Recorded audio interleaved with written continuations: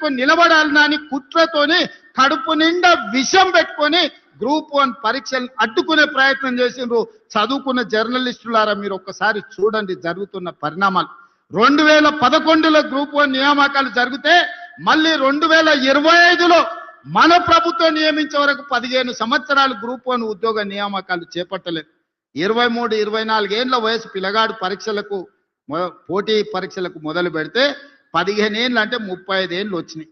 వాడికి పెళ్ళేం కావాలి, వాడికి పిల్లనే వడియాలి. వాడు ఇంటికాడ అమ్మా నాయనకి చెప్పి నేను హైదరాబాద్ పోతున్న చదువుకొని అధికారి ఆఫీసర్ అయి వస్తా అంటే 15 ఏళ్ళు హైదరాబాద్లో అశోక్ నగర్లోనో ఇందిరానగర్లోనో లేకపోతే దిల్సుఖ్ నగర్లోనో ఎన్ని రోజులు నిరుద్యోగ తిరుగుతాడు? ఆ తల్లిదండ్రుల బాధ ఎప్పుడన్నా కేసీఆర్కి అర్థమైందా? ఆయన బిడ్డ నిజామాబాద్ పార్లమెంట్లో ఓడగొడితే 6 నెలలు తిరిగే లోపలనే ఎమ్మెల్సీ ఇచ్చిండు. అల్లుని మంత్రి చేసుకుని కొడుకుని మంత్రి చేసుకుని సడ్డకుని కొడుకు రాజ్యసభ ఇచ్చాడు. వినోద్ రావు అని ఆయన సుట్టపోడు ఓడిపోతే ప్రణాళిక వైస్ చైర్మన్ అని ఉద్యోగాలు ఇచ్చిండు.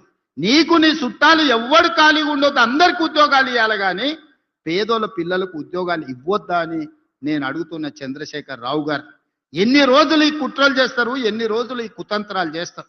ఇవాళ అప్పుడే దిగిపో అంటారు. 5 ఏళ్ళ కోసం ఎన్నికైనా మరో 5 ఏళ్ళు గెలుస్తాం. ఈ రోజు నుంచి రాసి పెట్టుకో చంద్రశేఖర్ రావు,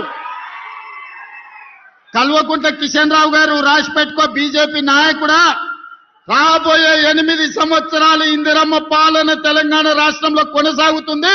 తెలంగాణ రాష్ట్రాన్ని దేశంలోనే నెంబర్ 1 గా అభివృద్ధి చేసి మా రీజనల్ రింగ్ రోడ్డు పూర్తి చేసుకుంటాం, మా వికారాబాద్ కృష్ణా రైల్వే లైన్ పూర్తి చేసుకుంటాం, మా ప్రాణహిత చేవెళ్ల ప్రాజెక్టును పూర్తి చేసుకుంటాం, మా మక్తల్ నారాయణపేట కొడంగల్ ఎత్తిపోతల పథకాన్ని పూర్తి చేసుకుంటాం, మా వికారాబాద్ను ఒక ప్రపంచ పర్యాటక కేంద్రంగా మేము పూర్తి చేసుకుంటాం, మా అప్పా జంక్షన్ నుంచి మన్నెగూడ నుంచి తాండూరుకు రోడ్డు పూర్తి చేసుకుంటాం, కాగ్నా నీళ్లు తాండూరుకు తీసుకెళ్తాం, కాగ్నాలో తాండూరులో అండర్ గ్రౌండ్ డ్రైనేజీని పూర్తి చేసుకుంటాం. నువ్వు నీ తాతలు అందరు ఎవరెవరు అడ్డం వస్తారో చూస్తాం. ఈ ఎన్నికల్లో మీరు చేసే కుట్రలన్నీ కూడా చెయ్యండి అని చెప్పి నేను ఈరోజు సవాలు విసురుతున్నా. అందుకే మిత్రులారా, ఇవాళ ఆలోచన చేయండి. ఇంత మంచి అవకాశం మన ప్రాంతానికి రాదు, ఇన్ని నిధులు మళ్ళీ ఎప్పుడు రావు. ఇప్పుడు చిన్నదో పెద్దదో మాకు తెలిసినోడనో సుట్టపోడానో వంగి నమస్కారాలు పెట్టిండనో కోటేస్తారంటే మన గల్లీలో మన కాలనీలో అభివృద్ధి ఆగిపోతుంది. ఎందుకంటే వాళ్ళు వచ్చి ఎమ్మెల్యేలను కలవరు, వాళ్ళు నిధులు అడగరు. మరి అడగనప్పుడు నిధులు ఇవ్వడం కూడా కష్టమవుతుంది. ఇవాళ నేను ముఖ్యమంత్రిని కాదు, మున్సిపల్ మంత్రిగా కూడా నేనే ఉన్నా. అడిగేది మనమే, ఇచ్చేది మనమే. ఇవాళ మనం ఉన్నప్పుడు మంచి చేసుకోండి. ఎన్నో ఎన్నికలు వస్తాయి. ఇప్పుడు వెయ్యనంత మాత్రాన వాళ్ళ తురాయి ఊడిపోయేది ఏం లేదు. ఇప్పుడు వాళ్ళకు ఉన్నది లేదు, కొత్తగా వచ్చేది లేదు. 10 ఏళ్ళు 2 సార్లు మున్సిపాలిటీలు వాళ్ళ చేతుల్లోనే ఉన్నాయి. మనకు రూపాయి కూడా రాలేదు, సిల్లి గవ్వ ఇయ్యలేదు. అందుకే ఈ మున్సిపాలిటీలలో మొత్తానికి మొత్తం మనోళ్ళే గెలవాలి.